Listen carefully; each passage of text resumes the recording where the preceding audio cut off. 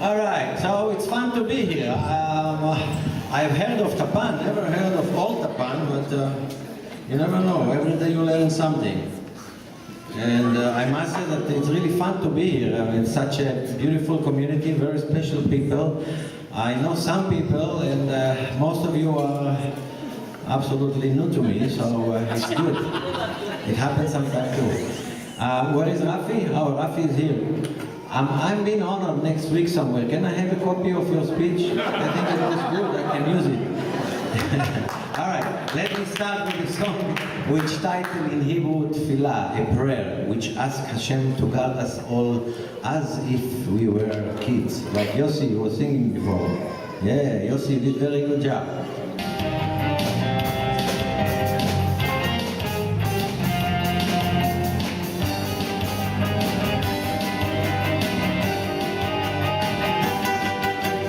הוא היושב לו אי שם במרומים, הוא הרופא כל חולים, הוא הנותן רוב שמחה לילדים, הוא העושה משפטים, הוא בשמיים והוא היחיד, הוא הגדול הנורא, הוא השומר עלינו מצרה.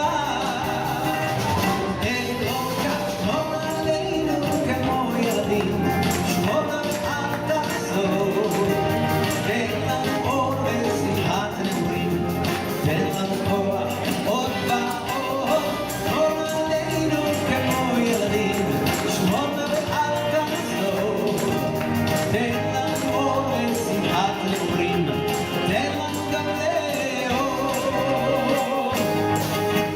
מה כבר נותר לנו עוד בימים, מה כבר נותר כל היום, שמש תקווה המון מבטים, בלילה ביום של חלום.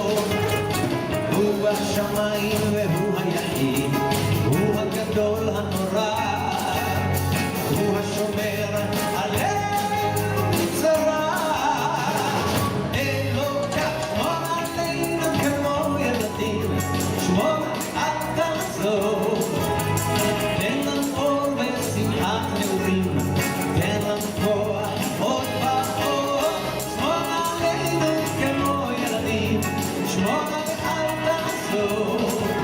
תן לנו אור ושמחת נעורים, תן לנו גם לאור. Your time now. Put your hands together. Come on, let's clap, everybody. 1, 2, 1, 2, 3. Clap, clap, 1, 2, 3. Clap, everybody, keep going. Loud. Clap. Hey. שמור עלינו כמו ילדים, שמור ואל תחזור. תן לנו אור ושמחת נעורים, תן לנו כוח עוד ועוד, שמור עלינו כמו ילדים, שמור ואל תחזור.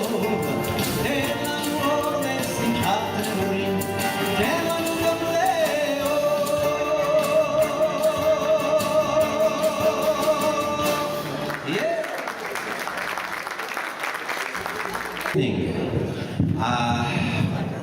As you see, I was born not long ago, and that happened somewhere in Israel, in a town which you know as Tel Aviv. It was really beautiful there. Both of my parents were born in Yemen. That's what makes me Yemenite. And my father, Alav Shalom, came to the promised land when he was a 3-year-old boy, and that was back in 1912. So at one point he found a piece of land, he stood there and he was singing, I build a big tall house with a room by the dozen, right in the middle, which he did. He built a house and a family.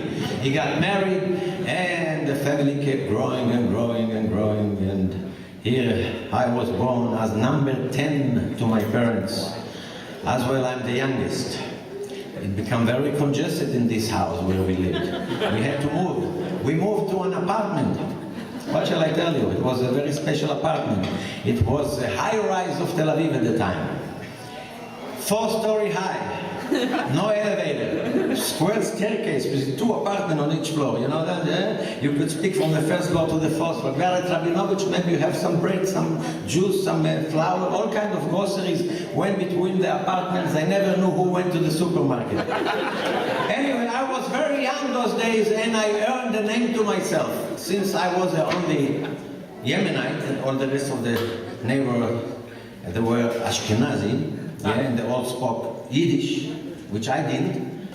And they called me all kinds of names in Yiddish. One of them I remember well was Tachshit. You know what Tachshit means? Tachshit, if you translate it to Jewel, that's not what they meant. What they meant was the troublemaker, because I was one. For instance, I used to take a heavy rope, tie this door handle to this door handle, and ring the bells in most apartments. My father got so many complaints about me, and he said, this is it, this Tachshit is getting out of here. My high school days, then I found myself all the way south in the Negev of Israel, in Sde-Boker. Midreshet Sde-Boker, yeah. Ben Gurion, that's right. So anyway, those days I realized I'm not going to be a doctor or a lawyer like my mother wanted me to. I want to be an entertainer, a musician. I could not afford a piano or guitar, anything like this. I found myself a very small musical instrument, which in Hebrew we call it halil. And you have to say halil, you have to read something harif lifnei. So this is a type of a flute. Let me take you with me to the Negev, to the desert like of Israel, and you try to picture me with a recorder in my hand and a flock of sheep behind.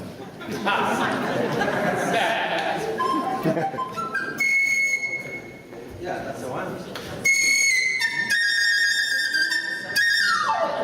Anybody can name these two? Yes, go ahead. What?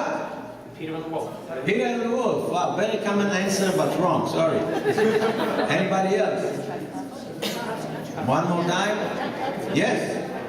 Nutcracker is correct. It is a big sweet though. Which part from the nutcracker? That's the winner. And wow, very common answer too, but wrong. All right, never mind. Anybody? Okay, listen. What I need from you is the Jewish response. You know what the Jewish response is? Oh, like this, all right? So that was from the Nutcracker, and it's called the Chinese dance. All right, let me take you around the world with this recorder, a medley of songs from different places. Woo! Volume here. Here we go. Adjustment, and we do it again.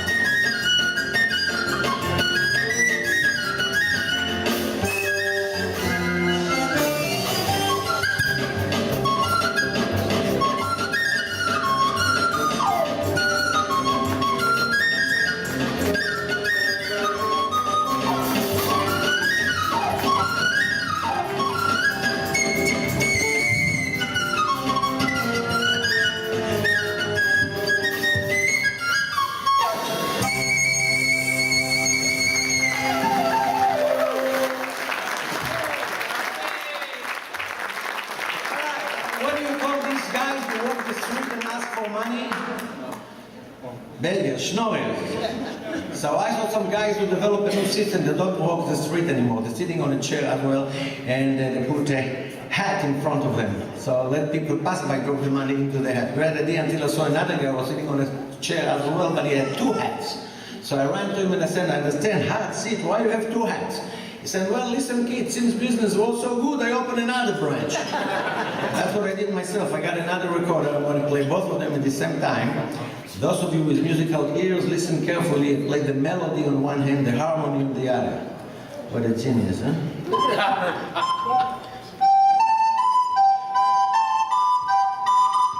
You know the song? Okay, let me play something more ethnic. It's not going to show which song I played on the camera, you know. All right, so here's something more ethnic for this instrument, which you're going to like.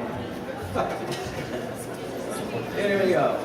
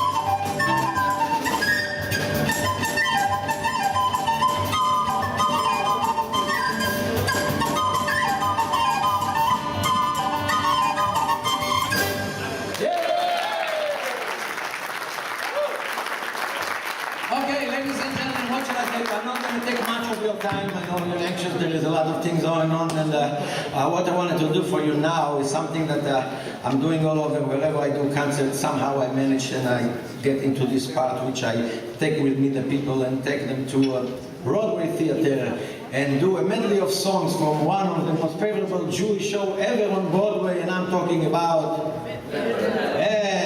one correct answer for everybody. So, you know, and I do it because somehow the tradition and Chabad is going together, you know?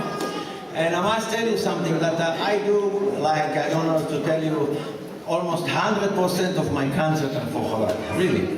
I travel all around. I was just in Chabad of Charlotte, North Carolina, right? You know, somehow these rabbis, they have their own community, their own work, and they know every rabbi in every Chabad house. Somehow they know all the names. What I want to tell you about Chabad, which is a great business, I tell you what kind of business. It's a business of people, just like you. And Chabad organization invented the internet before the internet existed. I mean, I was traveling like 20, 30 years ago, when I was 15 years old, you know. I was traveling to Australia, South America, I mean, you name places like, you would not think that there is anybody there, any Jew live over there. There is a Chabad house there.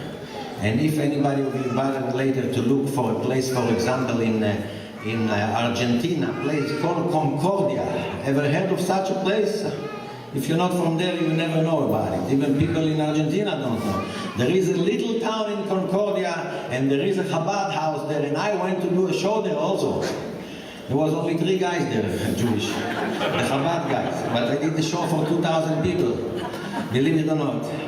And that's another story for another time. We will see how it goes. So right now I'm going to take you to Broadway as I promised, and here is a medley of songs from Fiddler on the Roof. Just before, remember the part where Tevye meets with the butcher. One is talking about a bride, the other is talking about a cow. Somehow they found themselves into the Russian bar, and over there they're drinking and talking and somehow dancing like on the Broadway show, the professional dancer dressed like the Hasidic kapota stremel, you know, and bottle of wine, and they do the Kazakhstan dance. Yes, remember that part? I need few volunteers for this part. All right, here is a medley of songs from Fiddler on the Roof. Woo! Ready? Here we go.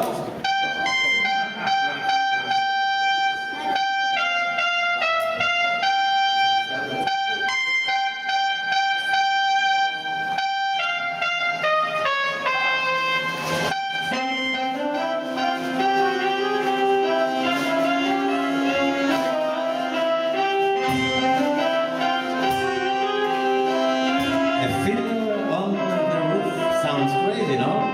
But in our little village of Anatevka, you might say every one of us is a fiddler on the roof, trying to scratch out a pleasant, simple tune without breaking his neck. It isn't easy. You may ask, why do we stay up there if it's so dangerous? We stay because Anatevka is our home. And how do we keep our balance? That I can tell you in one word. Masoret, in Hebrew and in English. Tradition, tradition. Whoa, tradition, tradition.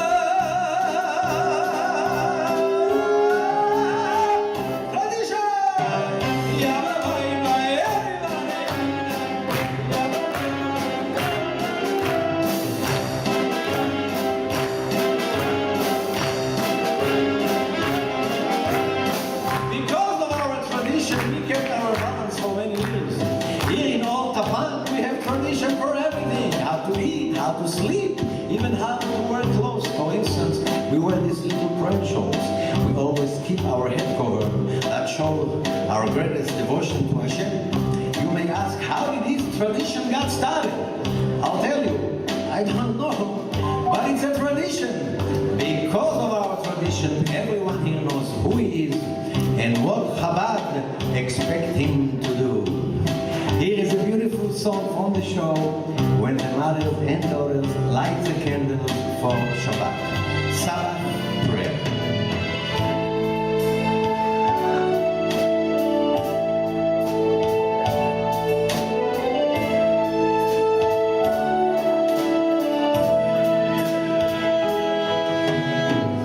May Hashem protect and defend you. May He always shield you from shame. May you come to be in Israel a shining name.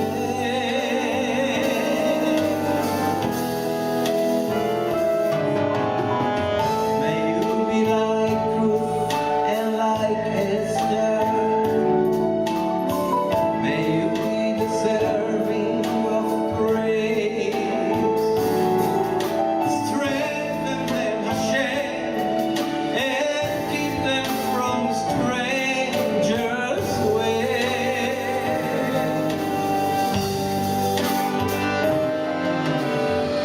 May Hashem bless you and grant you long life.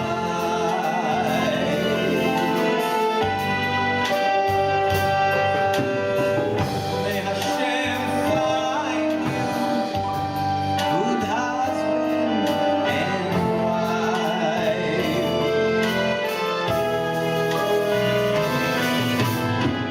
May Hashem protect and defend you. May He always shield you from pain.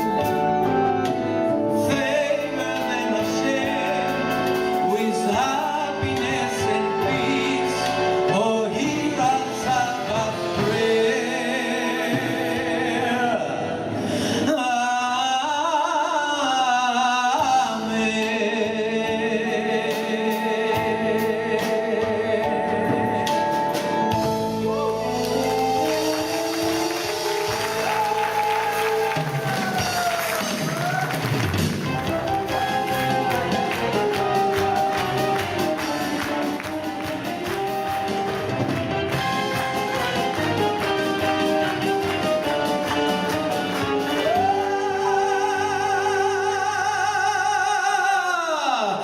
Zava, Shas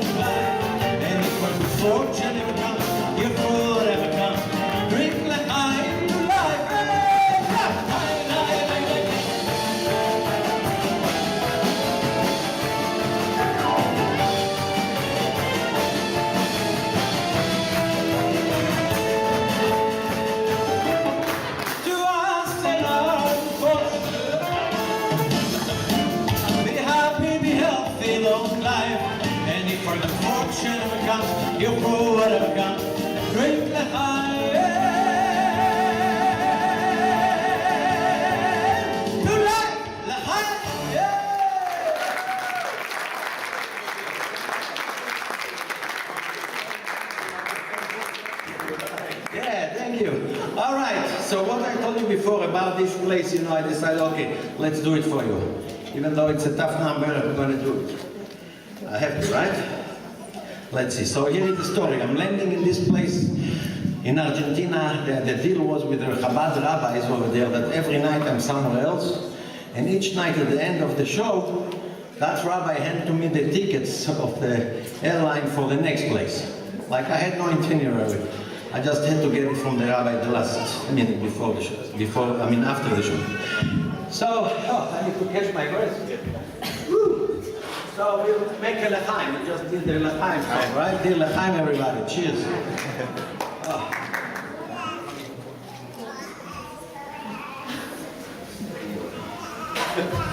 So what shall I tell you? So I'm getting to this last show. They're telling me you're going to Concordia.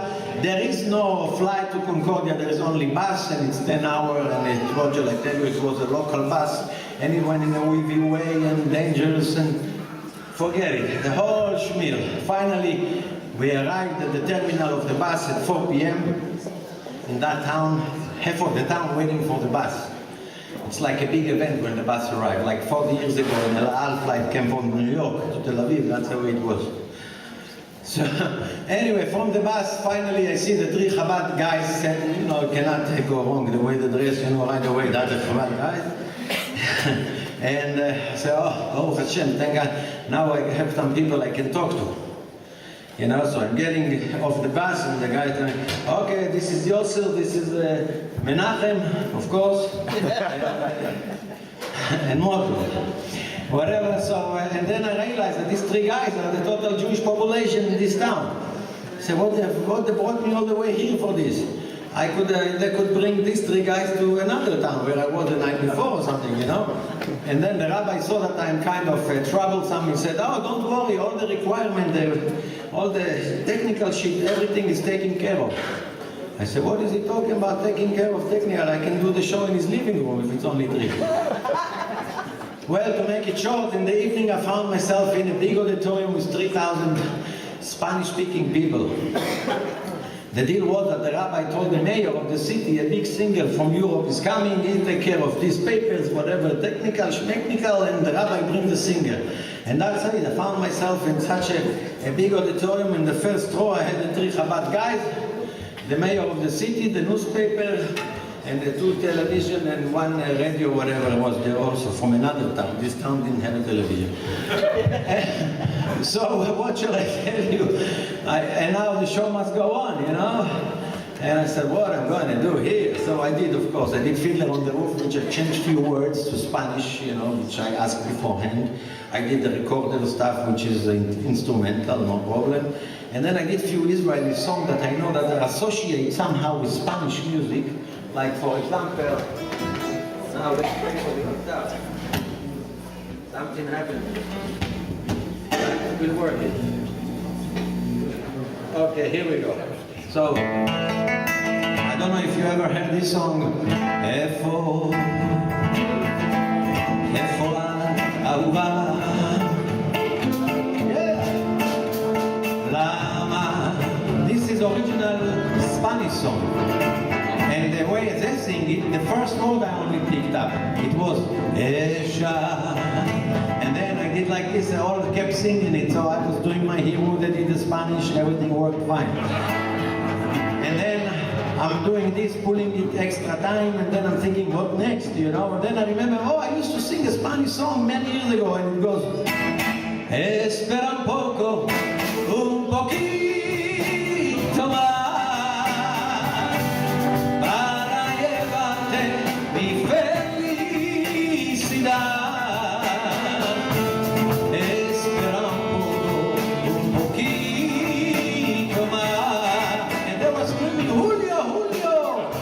I stretch the song also, and then I end it with a little bit of Chazunesh. Me moriría,